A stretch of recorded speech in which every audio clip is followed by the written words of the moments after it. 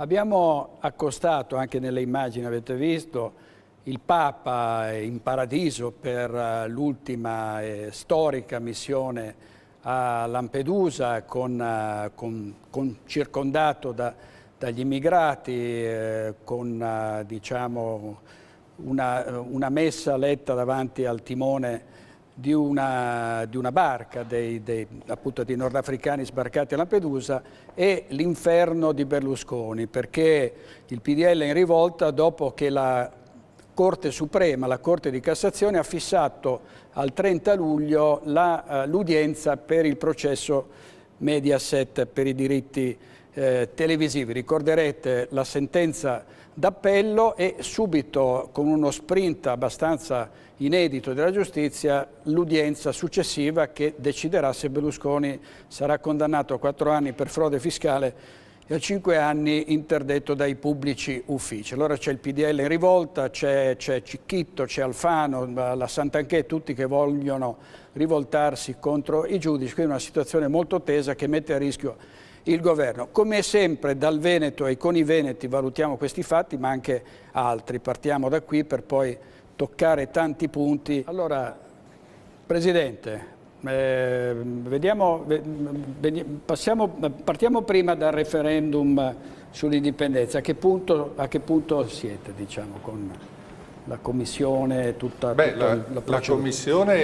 la commissione incaricata dalla Regione Veneto di predisporre il parere giuridico ha ultimato fondamentalmente proprio il lavoro.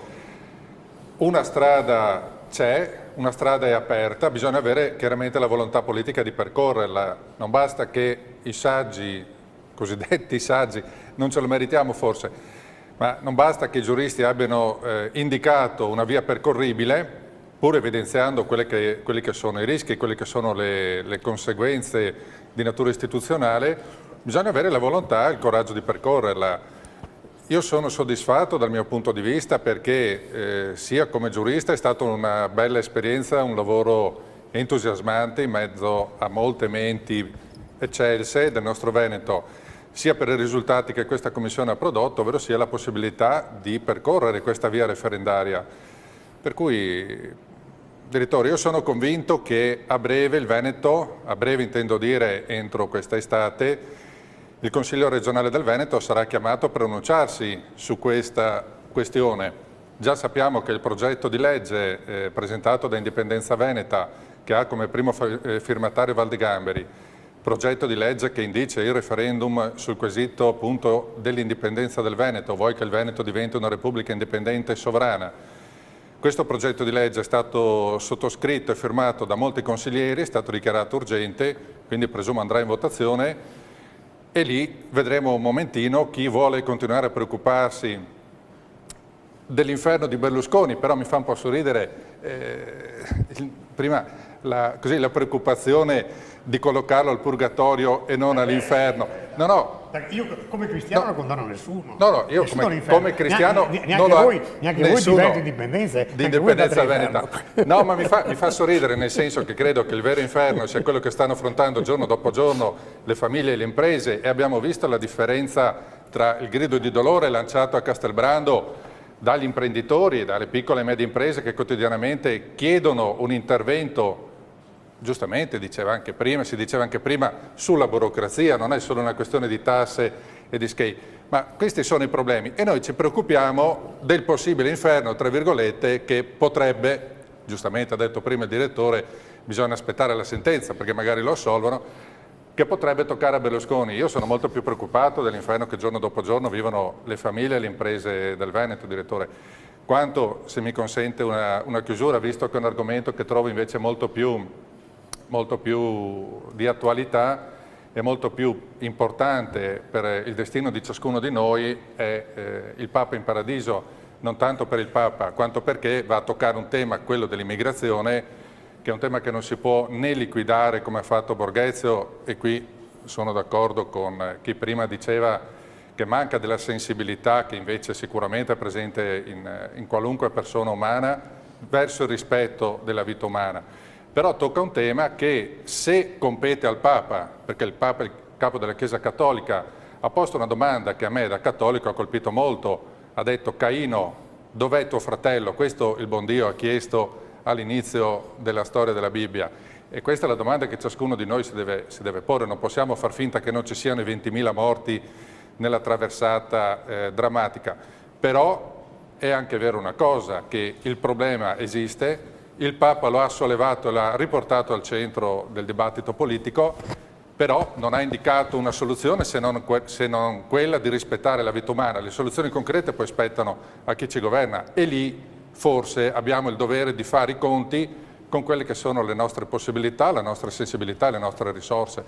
Il pensiero di qualcuno, però noi viviamo in uno Stato che io considero unitario e spero che questo Stato unitariamente entri in quella che sia l'Europa dei popoli e degli Stati, perché solo così potremo avere una via di confronto con quello che è l'Est europeo e soprattutto l'Asia, che corre a cifre di crescita assolutamente per noi incontrollabili e non confrontabili. È già nell'Europa degli Stati. Sì, ma solo come Veneto sarebbe un confronto oggi impari. Sarebbe nell'Europa dei popoli. No, sarebbe un scusi, confronto direttore, impari. se permette, Prego. Sindaco, prima il direttore ci ha stuzzicati tutti dicendo che oggi, non più tardi di questa mattina, Standard & Poor's ha declassato l'Italia a BBB, Certo. da BBB+. 2 settimane fa, vado a memoria, ma giorno più, giorno meno ci prendo, Fitch, un'altra delle grandi agenzie di rating, ha precisato che il Veneto, classificando l'affidabilità del Veneto, perché di affidabilità si parla, ci ha messi alla BBB+, precisando però che questa BBB+ deriva dal fatto che noi siamo nel sistema Italia e ha chiarito che se noi non fossimo nel sistema Italia ma considerati in sé per sé migliore, certo. migliore, avremo la AAA+, Certo. cioè il top, il massimo. Allora quando si dice che noi dobbiamo per forza di cose farci carico del debito italiano, ragioniamo per carità sulla ripartizione del debito, però teniamo conto che il Veneto ogni anno ha un residuo fiscale di oltre 20 miliardi. 2011 è 21, del residuo fiscale è 21 miliardi, che vuol dire 4.000 euro circa a testa. 4.000 euro a testa vuol dire che noi non facciamo debito, noi abbiamo messo soldi per tentare di arginare in qualche modo il debito che qualcun altro fa. Allora, dopo, falso, sono i dati ufficiali dell'Istat, se lo può vedere, se li può vedere tranquillamente. Vabbè, per lei è un falso obiettivo, io rispetto le sue idee. Per me e per sempre più altre persone. No, non è che dobbiamo occuparci altro, dobbiamo occuparci di risolvere i problemi. Noi diciamo che i problemi economici possono avere questo tipo di soluzione, dati e numeri alla mano. Nel momento in cui lei mi dovesse proporre una soluzione credibile, che sta in piedi e migliore sotto il punto di vista numerico, ma io sono pronto a ragionare, non sono un estremista. Nel momento non può assolutamente, non è un disimpegno, è un impegno verso i suoi concittadini che anche lei ha preso. Nel momento in cui lei ha preso un impegno verso i suoi elettori che l'hanno eletta, lei ha dei doveri di rispondere ai suoi elettori, non agli elettori di Caltanissetta o di Torino. A tutti i firmatari dell'indipendenza veneta risponderemo alle prossime politiche. Ma anche perché il Veneto come realtà geografica esiste sulla carta. No, guardi che l'Italia è un'espressione geografica, l'aveva detto Metternich. Perché c'era la Serenissima, il Veneto non è mai esistito come Veneto. Il Veneto ha una storia di 1100 anni, se vuole negare la storia. C'era la Repubblica Serenissima, che è ben diversa, la Repubblica Serenissima del Veneto. Lei mi insegna, arrivava fino a Cremona, arrivava fino all'Istria e Dalmazia. Quella è la storia. La Repubblica Serenissima è esistita. Ma chi vuole rifare la Repubblica Serenissima? Sto dicendo esiste che una civiltà, il Veneto non ha un fondamento storico. veneta. Il Veneto non ha un fondamento storico. Se dobbiamo avere un fondamento storico andiamo alla Serenissima, perlomeno, no? Ma una civiltà di 1100 anni nella storico, non è mai esistito il Veneto in quanto tale. Ma cosa intende lei per Veneto? Una civiltà veneta vuol dire che non è mai esistita? Assolutamente no. Non è mai esistita una civiltà che ha 1100 anni di storia. È la Serenissima, non il Veneto in quanto tale. Ma cosa intende lei Non per è mai Veneto? esistita. Ma che cosa intende per Veneto? Allora, sentiamo Castellano un attimo. Invece di pensare all'indipendenza, Ma è per quello che ci preoccupiamo, perché questo mi dice qual è la sua del fatto che siamo un soluzione. paese, una regione che non riesce più a attrarre investimenti, e il problema è il costo qual è del la lavoro. soluzione? Questo Il ce lo problema diciamo non è da 30 anni, ve lo l'indipendenza, dite. è il costo del lavoro, è il cuneo fiscale. manca lavoro in questo paese perché abbiamo un costo del lavoro troppo alto e non è colpa dell'Italia, è colpa delle leggi che abbiamo prodotto, e chi le fa le leggi? Che sono state fatte anche dal Parlamento nazionale e regionale. Tanto è vero che l'autonomia regionale è sempre più vista dalla gente come un costo, non come una risorsa. E quindi volete questa fare... è una novità, sì. Come una novità? Come una novità? Che sia vista Ma come ha mai sentito costo? gli scandali che ci sono stati in questo paese che riguardano le regioni del nostro paese? Ha mai sentito com'è la situazione per quanto riguarda gli rimborsi anche dei nostri regionali? Certamente allora l'ho sentito perché per esempio nella sanità le regioni mandano qui a curare i pazienti e non rimborsano. Abbiamo poi 2 anni di cassa integrazione a disposizione, 2 anni di tempo per fare riportare. E cosa pensa di fare in questi 2 anni se non affrontare? Perde tempo sull'indipendenza. Perde tempo. Indichi una soluzione e la valutiamo. La soluzione dipendenza, i numeri alla mano. Fate una battaglia ideologica quando la realtà dei numeri vi deve portare a riflettere di altro. Io faccio sindacalista, non faccio nessuna battaglia ideologica. Mi sembra proprio di sì. No, io tutti i giorni sono in prima linea a cercare di tenere aperte le aziende, perché so che quell'azienda aperta, come sindaco, dà come lavoro, amministratore. E se dà lavoro posso pensare di rivendicare €1 di incremento salariale. Ma non diamo falsi obiettivi ai veneti, non andiamo da nessuna parte. Ma è l'unico obiettivo realistico che ci può salvare. L'Europa degli Stati non si smaltella più, quindi dobbiamo fare un passo verso l'Europa, non verso l'indipendenza, verso l'integrazione, verso la coesione sociale con gli altri, perché se no non ne usciamo. Per chiudere con la frase di Benjamin Franklin, diceva che o resteremo uniti o ci impiccheranno uno a uno. Se il Veneto domani fosse da solo, ci metterebbero un secondo gli speculatori finanziari ad azzoppare anche il Veneto e cancellarlo dalla cartina. In un attimo. Ma figuriamoci. Benjamin Franklin diceva anche che non possono essere le mani dei morti a decidere il destino dei vivi. Allora, sentiamo Squizzato, poi sindaco. Francamente tristezza questo nostro scambio di battute. La storia, lasciamola stare. Repubblica Veneta, lasciamola stare. Andiamo a ripescare i romani che sono venuti attraverso a fondare Padova, Tito Livio. Ma scherziamo, lasciamo stare la storia. Nessuno si sogna di fare la Serenissima, sia chiaro. Per carità, nel momento in cui noi vogliamo costruire l'Europa, noi ci perdiamo via, perché può essere un bel esercizio politico, fantapolitico, il Veneto. Guardate che il Veneto non è una regione migliore delle altre. Se noi guardiamo bene il Veneto com'è gestito, non è perché sia gestito molto meglio delle altre regioni. Se prendiamo a paragone le peggiori, si guardate che il Veneto non è poi così. Il Veneto così ricco non è poi così. Guardate, stiamo molto attenti a questo. Non è che il Veneto da solo potrebbe diventare improvvisamente la Svizzera, non è. Il Veneto è misero. Lo dice l'Istat di Roma, non noi. Sì, ma sono dati vecchi tra l'altro. No, sono del 2011. Io vado da giornalista, vado a vedere le cose in pratica. Io sono stato 3 giorni apposta giornalista a vedere Treviso centro alle 18 di sera. Negozi deserti, gente senza un pacchetto in mano. Questo qui è miseria, ragazzi. Dopodiché vado alle assemblee di imprenditori. Ragazzi, è disperazione. Leggo i dati, meno 25% di occupati nell'industria. E non sono gli statali che producono, sono quelli che sono le industrie che producono. Ci stanno facendo nessuno parla del parassitismo pubblico, nessuno parla della burocrazia. L'hai accennato tu prima. Guardate che se questo paese è così in vacca è per la burocrazia che blocca tutto. Ma Cantarutti dice il motivo è quello, chi l'ha partorito? Cantarutti fa un bel ragionamento, un bel esercizio mentale, un gioco politico, però poi perdiamo l'Odigino, perdiamo il Bellunese, non ne viene fuori, se poi i numeri non saranno buoni fra qualche anno, cosa diremo? Che il Veneto lo andiamo a restringere perché terremo solo la parte buona, quella che produce. Io abito in provincia di Rovigo, pensa che un non produciamo? Un po' alla volta toglieremo tutto ciò che non non dimentichiamo che il Grande Veneto ha avuto un momento felice nella sua storia perché si trovò in condizioni felici.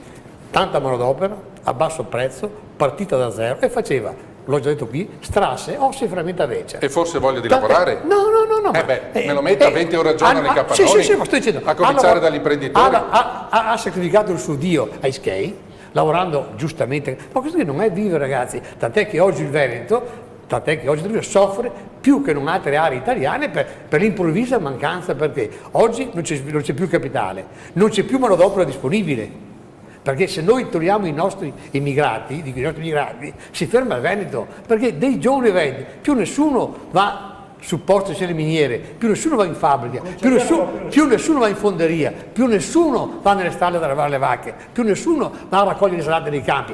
Io viaggio per queste realtà qua. Quindi questo Veneto mitico, ma che stereotipo! Vuol dire che oggi un giovane che cerca lavoro rifiuta un lavoro? Rifiuta questo tipo di lavoro. Ma lo mandi? Mi dica dove ci sono i lavori che gliene mando io di giovani. Ho ampie esperienze, non faccio nomi, dove i ragazzi dopo 3 giorni sono andati via, perché loro di domenica devono lavorare, di sabato non devono lavorare, di sabato nemmeno. Voglio dire, questo mitico Veneto che voi vagheggiate giustamente, perché a nessuno deve essere proibito coltivare il sogno, tutti abbiamo il diritto di sognare, però questo Veneto mitico non c'è più un Veneto che risparmia, perché vediamo i dati che non risparmia vogliamo più. evitare che finisca di essere distrutto, che non sia più distrutto. Allora, il Veneto poi non ha nemmeno più quelle condizioni, non ha più una banca sua, le ha perse. Non ha più una casa editrice che faccia cultura, l'ha persa. Non ha più un giornale che faccia opinione, l'ha perso.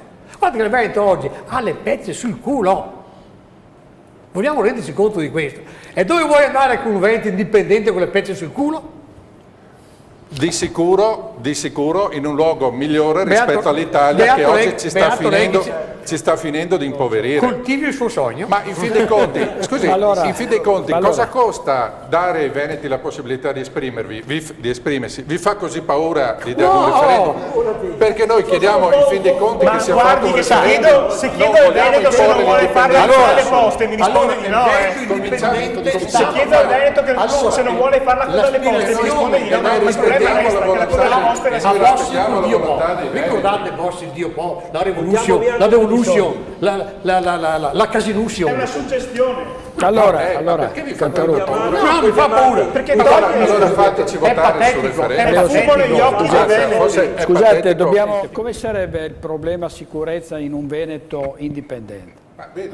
Direttore, preliminarmente vedo che finora tutti i partecipanti a questo dibattito hanno enucleato una serie di lunghi fallimenti dello Stato, non si riesce a fare questo, non si riesce a fare quest'altro. Da 30 anni si sollevano questi problemi e da 30 anni le soluzioni non vengono individuate. Si deve ridurre la tassazione, non bisogna colpire il piccolo commerciante ma il grande, l'usore o l'evasore, eccetera, eccetera. Prendiamo atto che da 30 anni non riusciamo a risolvere questa situazione. Per quello che riguarda la domanda che lei mi pone, come sarebbe la sicurezza? Allora, un conto è dire, prendo una casa vecchia, diroccata, cerco in qualche modo di ristrutturarla e di rabberciarla. Non ci riuscirò mai, o meglio, ci riuscirò in qualche modo, ma non riuscirò mai a renderla una casa moderna ed efficiente. Se invece io posso disporre di un terreno vergine sul quale costruire una casa che abbia le fondamenta antisismiche, i doppi vetri, i pannelli solari sul tetto, eccetera, riesco a costruire la migliore delle case che la tecnologia in questo momento, la scienza delle costruzioni, mi consente di raggiungere. Perché faccio questo esempio in materia di edilizia? Perché nel momento in cui si va a costruire, non a rifare la vecchia Serenissima come sotto traccia cercava di dire prima o di ipotizzare prima Venturini, ma si va a costruire una nuova Repubblica, abbiamo ben presente quali sono i problemi da sollevare. Non abbiamo la necessità di eliminare, di distruggere una burocrazia che ormai è ineliminabile. Su questo mi sembra siamo tutti d'accordo che il mostro principale, prima ancora delle tasse, prima ancora degli sprechi, sia la burocrazia, insieme a tutti gli altri. La sicurezza, io la vedo personalmente, ma anche come Indipendenza Veneta la vediamo in questo modo. Nel momento in cui vado a costruire una società, una civiltà che fa parte dell'Unione Europea, che viene integrata in quella che è la grande civiltà europea, la cui matrice cristiana è innegabile, ci tengo a sottolinearlo per un aspetto che tra poco voglio dire. Chiunque voglia entrare, chiunque voglia contribuire a far crescere questa civiltà è il benvenuto. Uno dei manifesti più belli, a mio modo di vedere, che noi abbiamo fatto, vede il simbolo di Indipendenza Veneta abbracciato da una ragazzina di colore, proprio a sottolineare che il colore della pelle è un dato assolutamente irrilevante per chi vuole venire e costruire, a condizione però che accetti quelle che sono le regole di questa nostra civiltà, che, ripeto, l'ho detto prima ed ecco perché l'ho sottolineato, è una civiltà, ci può piacere o non piacere, a matrice cristiana. Quindi ci sono delle regole per cui se una persona è bianca, nera, rossa, gialla, di pelle non mi interessa, ma mi interessa che se vuole venire qui e pretende di sposarsi 4 volte perché la sua religione glielo consente, questo non deve essere consentito. Questo vuol dire sicurezza, certezza delle regole. Non è consentito infatti questo. Certo, ma difatti il direttore mi ha chiesto come intendiamo costruirlo e credo di averlo precisato con uno dei tanti esempi. So benissimo che oggi non è consentito sposarsi 4 volte. Ma come si tutela la sicurezza? Forse è una delle pochissime... Come scusi? Come si tutela la sicurezza? Chiedeva il direttore, non solo spostandoci in Europa, come mi sembra che sia... No, spostandoci, scusi, restando, abbia pazienza, non siamo in mezzo al mare oggi. Spostandoci maggiormente in Europa, normativamente parlando, come ha detto, ma dal punto di vista della sicurezza, cosa introdurremo con un Veneto indipendente? Con un Veneto indipendente introdurremo prima di tutto la certezza delle regole e la certezza di un sistema giudiziario che anche prima il dottor Spizzato ha ricordato essere uno, o forse sindacalista, essere uno dei motivi per cui oggi non si viene qui ad investire, ma non è solo una questione di investimenti, oggi è una questione anche di criminalità, perché nel momento in cui io sono perfettamente cosciente che rubacchiando, che truffando, che commettendo piccoli tra virgolette atti di delinquenza non corro di fatto in alcun pericolo, perché vuoi per la sospensione della pena, vuoi per l'indulto, vuoi per gli altri meccanismi del sistema processuale italiano, oggi di fatto in galera non ci va quasi più nessuno. Rischia forse di andarci, direttore, e vorrei sottolinearglielo, rischia forse di andarci Silvio Berlusconi, perché se il 30 luglio viene celebrato il processo in Cassazione e se mai dovesse concludersi con una condanna, non conosco le carte quindi non mi esprimo sul punto. Vabbè, lì è definitiva, no? Cioè, sì, quella sarebbe una condanna definitiva. Domanda, sarebbe anche la condanna definitiva di questo governo? Perché allora quale scenario si aprirebbe? Non veniamoci a raccontare che l'eventuale condanna di Berlusconi non avrebbe un effetto deflagrante su questo governo, forse non l'avrebbe il giorno dopo, ma l'avrebbe un mese dopo. E quale sarebbe allora lo scenario politico ed economico nel quale si andrebbe a muovere tutta l'Italia, e il Veneto compreso? Scusa, allora per questo non deve essere, se deve essere condannato, non deve essere condannato. Non capisco, cioè se ci sono stati commessi reati... Scusi, a me di Silvio Berlusconi non mi interessa assolutamente nulla, ho detto che non parlo delle carte processuali perché non le conosco. Sarebbe già dimesso. Ma scusi, se mi sono espresso male questa volta chiedo scusa, lungi da me l'idea di difendere Berlusconi, ho detto che non conoscendo le carte processuali mi astengo dal giudizio. La mia era una domanda retorica di tipo politico. Se Silvio Berlusconi viene condannato, cosa che non mi interessa da un punto di vista giurisdizionale, vogliamo far finta di niente o prendiamo atto del fatto che le conseguenze su questo governo sarebbero deflagranti? Che può anche essere una cosa positiva. Cade un governo che secondo me sta facendo male perché sta semplicemente rinviando il pagherò e firmando cambiali per il futuro. Ho solo posto un problema. Io penso che tutti i partiti abbiano interiorizzato il fatto che non si può tornare a votare con l'attuale legge elettorale. Quindi credo da questo punto di vista che non si voti con questa legge elettorale, lo sentiamo dire dalla legislatura del 2001. Ma questa volta credo che ci sia una consapevolezza generalizzata da questo punto di vista. Però a me stupisce una cosa, la legge elettorale. Cioè, non riusciamo a fare delle piccole riforme. Sto parlando del Veneto, delle piccole riforme per far funzionare l'economia veneta con la legislazione regionale e mi spiegate ma non è possibile con i vincoli che mette oggi lo Stato, è un sistema che non ti consente di muoverti. Sto parlando del riempimento dello spazio giuridico che è in capo alla Regione Veneto. Ma qual è la competenza della Regione Veneto in maniera economica? La Regione Veneto non hanno ridotto la Regione Veneto su sanità e lavoro ha le sue autonomie. Perché è un bene ridurre le URSS necessariamente? Beh sì, ci sono le economie, fare un URSS da 50.000 abitanti è assolutamente poco economico. Perché facciamo l'indipendenza. Tipo Chioggia, tipo come Adria, 50.000, 75.000 abitanti.